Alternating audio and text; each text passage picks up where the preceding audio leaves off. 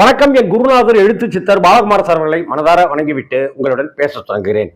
நடிகர் விஜய், தாவேகா தலைவர் விஜய் அவர்கள்ட்ட, தம்பி விஜய் கிட்ட நான் கேட்கிற, உங்களுக்கு நான் ஏன் ஓட்டு போடும்?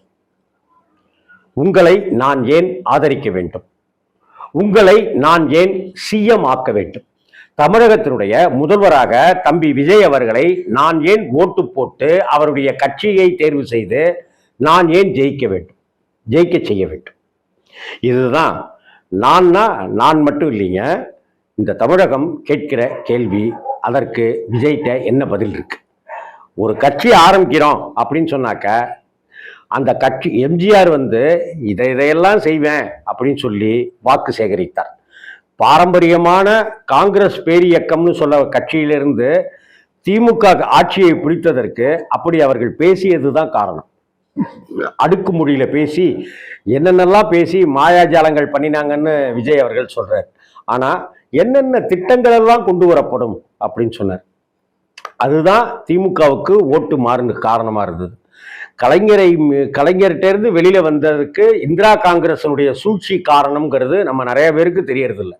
அப்படி இந்திரா காங்கிரஸால தூண்டிவிடப்பட்ட எம்ஜிஆர் அவர்கள் திமுகவையும் கலைஞரையும் மட்டும் எதிர்த்து ஆட்சி பிரச்சாரம் செய்யல.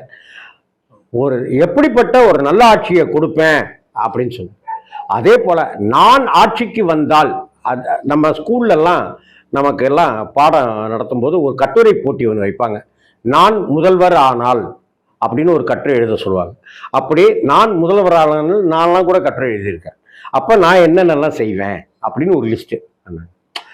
பணத்தை கோடியாக சம்பாதித்த விஜய் அவர்கள் அதையெல்லாம் இழந்துட்டு இன்னைக்கு இந்த வேகாத வெயில்ல இந்த கூட்டத்துக்கு நடுவே பேப்பரை வச்சுக்கிட்டு வசனம் பேசி ஆட்சி அமைக்கிறதுக்கு வரத்துக்கு என்ன காரணம்? காதலிக்க நேரமில்லை அப்படிங்கிற படத்துல ஏமா படத்துல உன்னை அறிமுகப்படுத்துறேன், பணம் ஏதாவது கேட்பியா அப்படின்னு சொல்லிட்டு நாகேஷ் சச்சு கிட்ட கேட்பாரு. சச்சு உடனே, பணம் இருக்கட்டும் சார், இந்த கலைக்காக சேவை செய்ய ஆசைப்படுறேன் அப்படின்னு. இதை உன்னை நம்பி படத்தை எடுத்து போண்டி உட்கார்ந்துருக்கான் பாரு, அப்பவும் இதே வார்த்தையை சொல்லு அப்படின்னு சொல்லிட்டு சொல்லுவாங்க. கிட்டத்தட்ட மக்களுக்கு சேவை செய்யறதுக்கு அப்படின்னு தான் விஜய் வந்திருக்கிறாருனாக்க, அதற்கு அரசியல் தான் அப்படின்னு இல்லை. ராகவா நடிகர்கள்னு எடுத்துக்கிட்டாக்க, ராகவா லாரன்ஸ் மாதிரியானவர்களா இருக்கட்டும், அன்னைக்கு மக்கள் கலைஞர் ஜெய்சங்கர் மாதிரியானவர்களா இருக்கட்டும், ஏன் கலைவாணர் என்எஸ்கே அவர்களா இருக்கட்டும், எத்தனையோ உதவிகளை செய்திருக்கிறார்.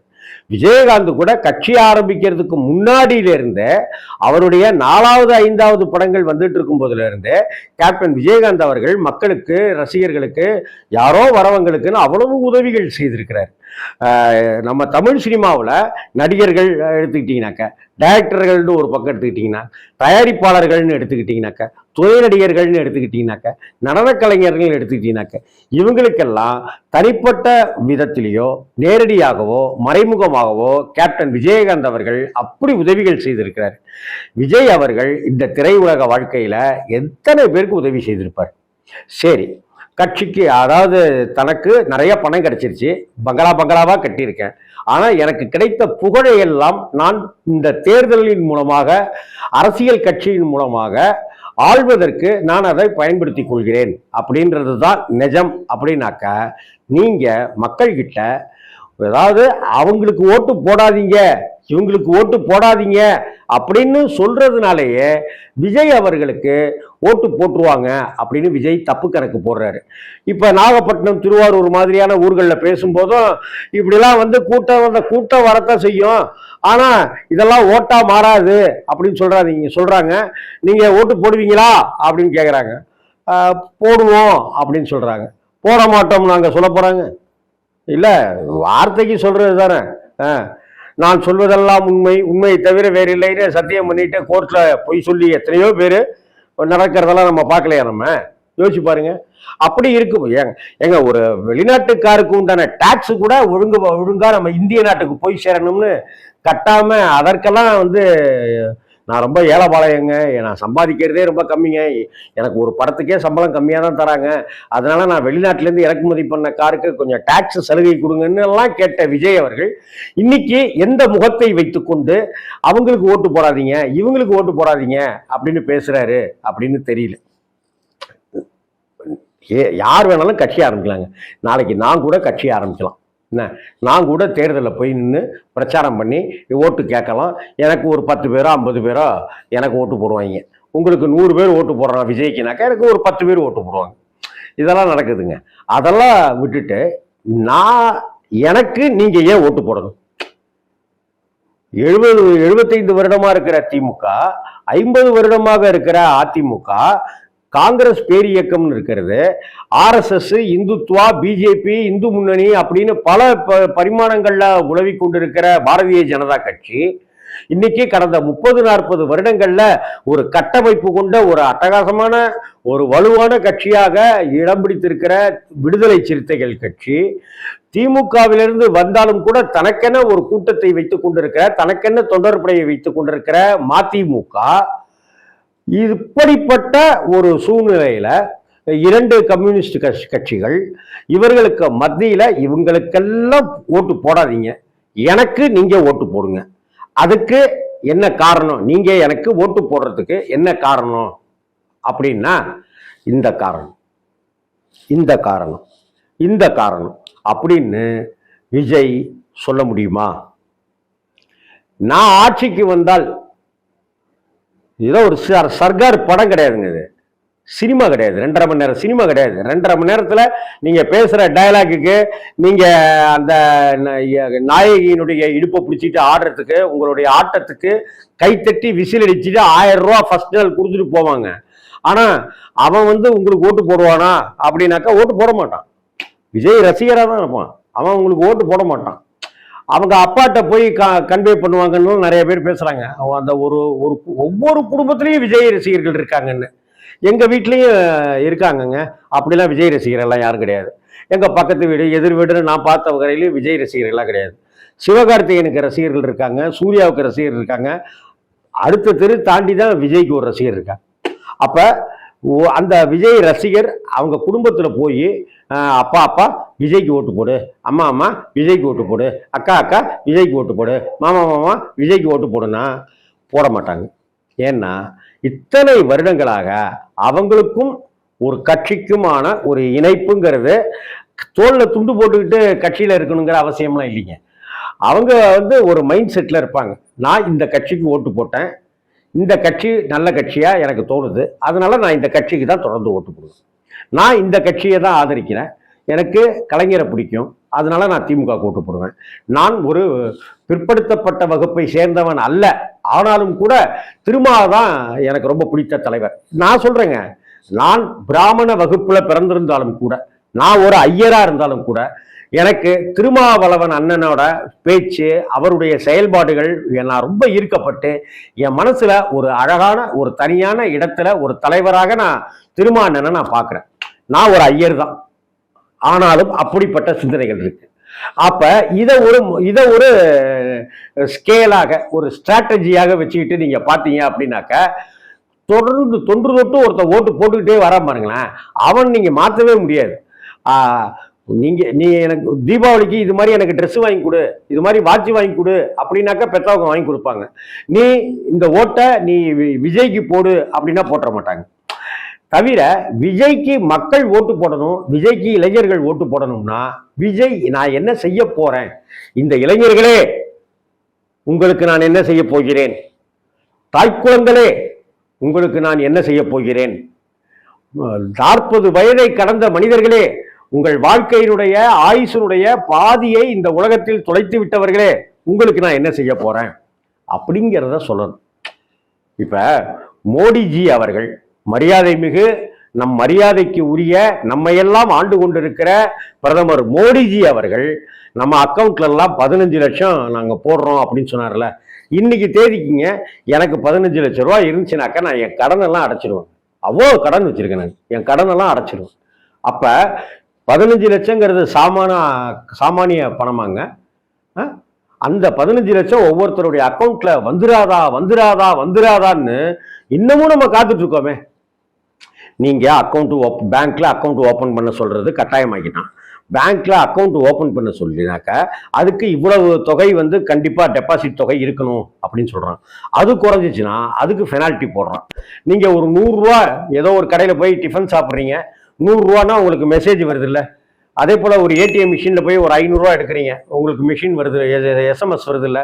இதுக்கெல்லாம் காசு போடுறான். உனக்கு நான் எஸ்எம்எஸ் அனுப்பிச்சதுக்கெல்லாம் காசு போட்டு நம்ம காசை பேங்க்கில் வச்சு நம்ம காசையே சுரண்டிட்டு இருக்கிற அளவுக்கு தான் இந்த டிஜிட்டல் இந்தியாவினுடைய கட்டமைப்பு இருக்கு.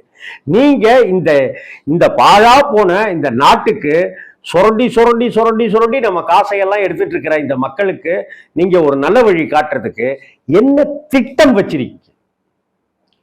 மீனவர்கள் ரொம்ப பாதிக்கப்படுறாங்க. நாங்க சாத்தியம் இல்லாத விஷயங்களை நாங்க வாக்குறுதியா கொடுக்க மாட்டோம். சாத்தியம் இருக்கிற விஷயத்த சொல்லுங்களேன். சாத்தியம் இருக்கிறது சாத்தியம் இல்லாததுன்னு உங்களுக்கு தெரியுது இல்ல? அப்ப இதெல்லாம் சாத்தியம், இதெல்லாம் இளைஞர்களுக்கு தேவை. டாஸ்மாக நாங்க இழுத்து மூடுவோம் சொல்லுங்க. டாஸ்மாகே இருக்கக்கூடாதுங்க. நாங்க டாஸ்மாகை இழுத்து மூடுவோம். நாங்கள் யோகாசன பயிற்சி, மெடிடேஷன் அப்படிங்கிற ஏதோ ஒரு வகையில மக்களுக்கு நாங்க அதுல இருந்து நாங்க ஒரு விழிப்புணர்வு எடுத்து மறுவாழ்வு நாங்க ஏற்படுத்துவோம். இளைஞர்களுக்கு நாங்க இப்படி கொடுப்போம். இப்ப நாகப்பட்டினத்துல மரைன் டெக்னாலஜி அந்த படிப்புக்கான கல்லூரி இருக்குதா அப்படின்னு கேட்டீங்கல்ல. நாளைக்கு நான் ஆட்சிக்கு எனக்கு ஓட்டு போடுங்க, நான் அந்த கல்லூரியை கொண்டு வரேன் அப்படின்னு சொல்றதுக்கு விஜய்க்கு தில்லு இருக்கா? சும்மா CM sir CM sir CM சார்னாக்க என்ன உடனே ஓட்டு போடுவாங்களா? என்ன தில்லு இருக்கான்னு கேக்குறீங்க? தேர்தலை சந்திக்கலாமான்னு கேக்குறீங்க? சும்மா வாய் சவடால் டயலாக் இருக்கல. இங்க யாரு யாரு யாரு இங்க தலை அப்படின்னு சினிமாவில் பேசின வசனங்களுக்கு தியேட்டர் முழுக்க இருக்கிற அஜித் ரசிகர் உட்பட எல்லாருமே கை தட்டுவான் சார். ஆனா தம்பி விஜய், அரசியல் அது இல்லை. அரசியலை கத்துக்கணும். ஒன்னே ஒண்ணு, உங்களுக்கு ஓட்டு போடுறதுக்கு நான் ஒரு வழி சொல்றேன் பாருங்க.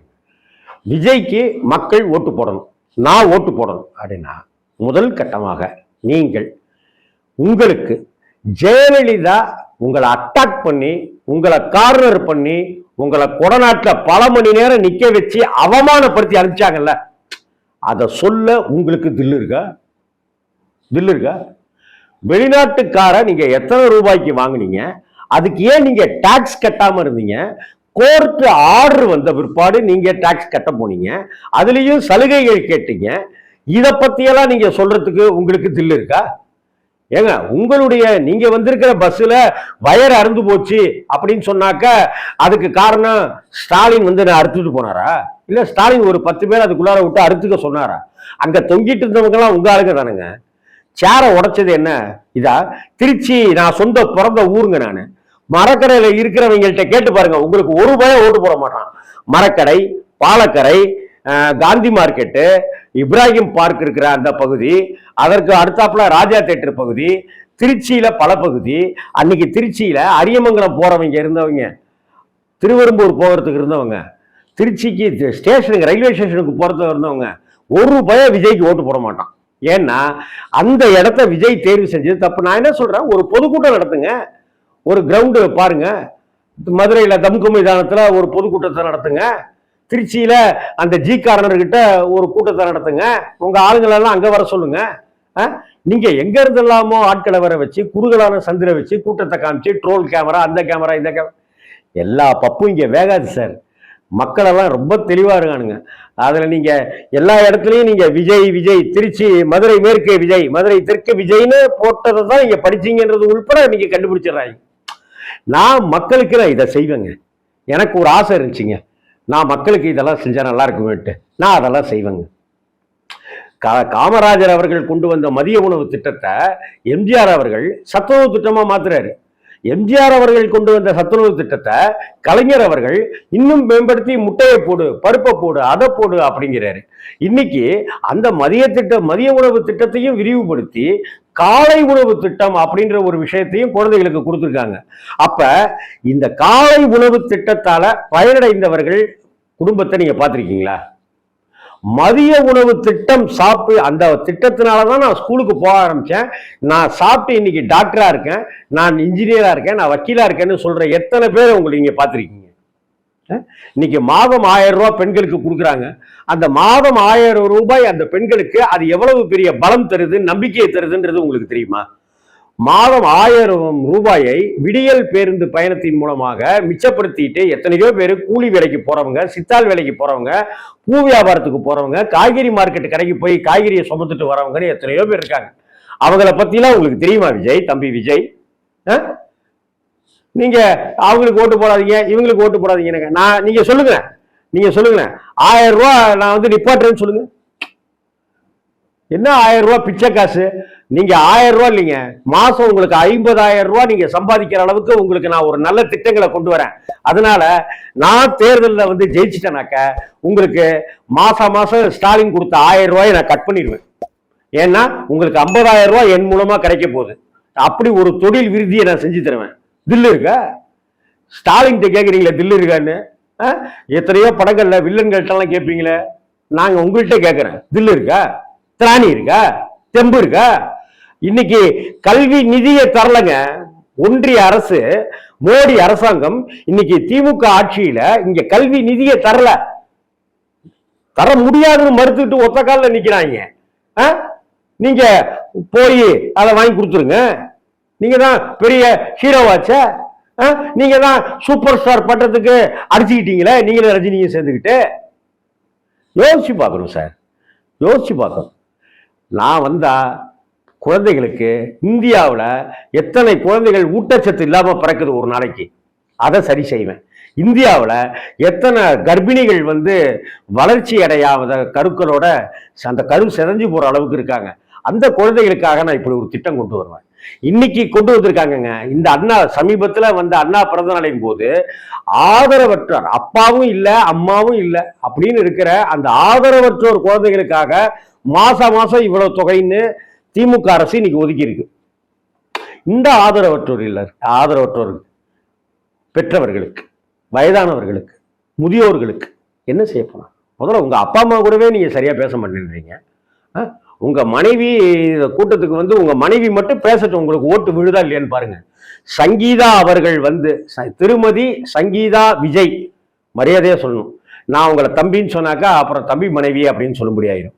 அதனால நீங்க மட்டும் மாமான்றீங்க. எனக்கு ஒரு டவுட்டு, நீங்க விஜயகாந்தையும் நீங்க மாமான்னு தான் கூப்பிடணும். ஏன்னா விஜயகாந்தோடைய வயசும் ஸ்டாலின் அவர்களுடைய வயசும் கிட்டத்தட்ட ஒரே இதா இருக்கும்போது அப்ப நீங்க அவரை வந்து ஸ்டாலின் மாமா அப்படின்றீங்க. சரி, விஜயகாந்த் போட்டோவெல்லாம் வச்சுக்கிறீங்க. ஏன் விஜயகாந்த் போட்டோ? தேமுதிக ஓட்டை புடுங்கிறதுக்கா? ஓட்டை அவங்க ஓட்டு இவங்க ஓட்டுன்னு புடுங்கிறதுக்கு தான் நீங்க இருக்கீங்க. உங்களுக்குன்னு ஒரு ஓட்டு வங்கியை முதல்ல உருவாக்குங்க விஜய் சார். உங்களுக்குன்னு ஒரு ஓட்டு வங்கியை உருவாக்கி ஊரு ஊரா பூந்துட்டு தான் சொல்றீங்களே, எங்க பூந்தீங்க? டிவியில பூந்தீங்க அதானே? அது மாதிரி எத்தனையோ பேர்லாம், கவுண்டமணி என்ன கூட தான் டிவியில பூந்துருக்காரு. இன்னைக்கு ஒரு நாளைக்கு ஒரு வீட்டில் குறைந்தபட்சம் 1 மணி நேரமாவது வடிவேலு அண்ணன் காமெடியை பார்க்காமலே இருக்க மாட்டோம் நம்ம.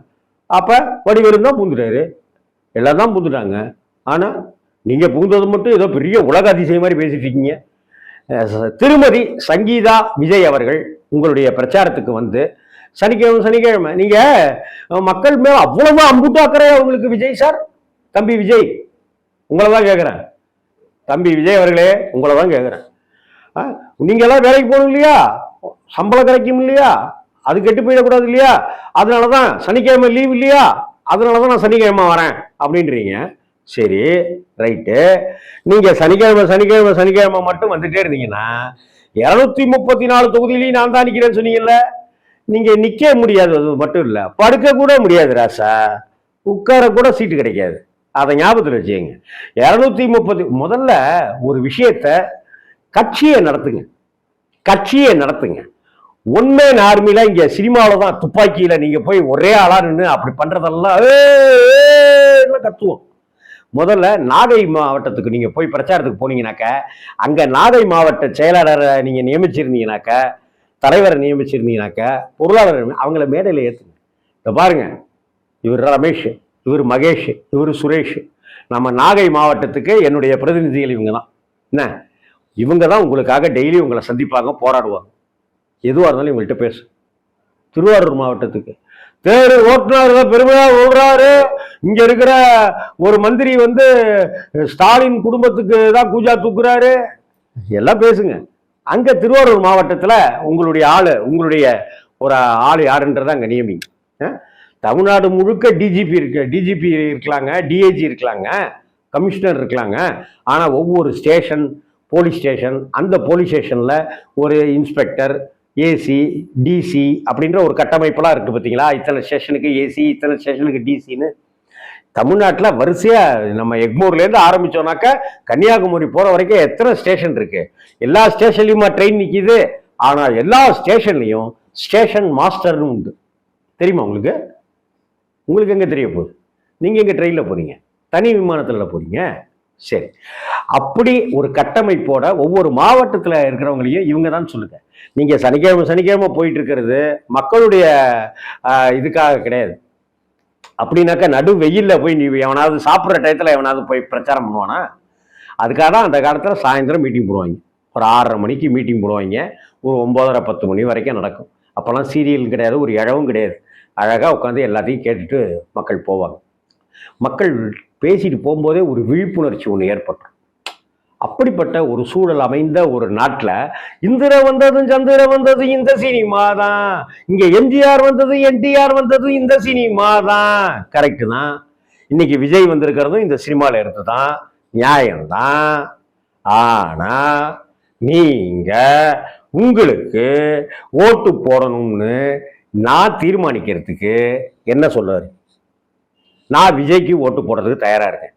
ஆனால் இந்தந்த காரணம்னு விஜய் சொல்லட்டும், நான் ஓட்டு போடுறேன். இது என்னுடைய கேள்வி மட்டும் இல்லை. தமிழகத்தில் கடந்த சில நாட்களாக உங்களுடைய பிரச்சாரங்கள் மூலமாக மக்களுக்கு ஏற்பட்ட வெறுப்பின் மூலமாக அவர்கள் கேட்கின்ற கேள்வி இதெல்லாம் கேட்குதா தம்பி விஜய்? வணக்கம்.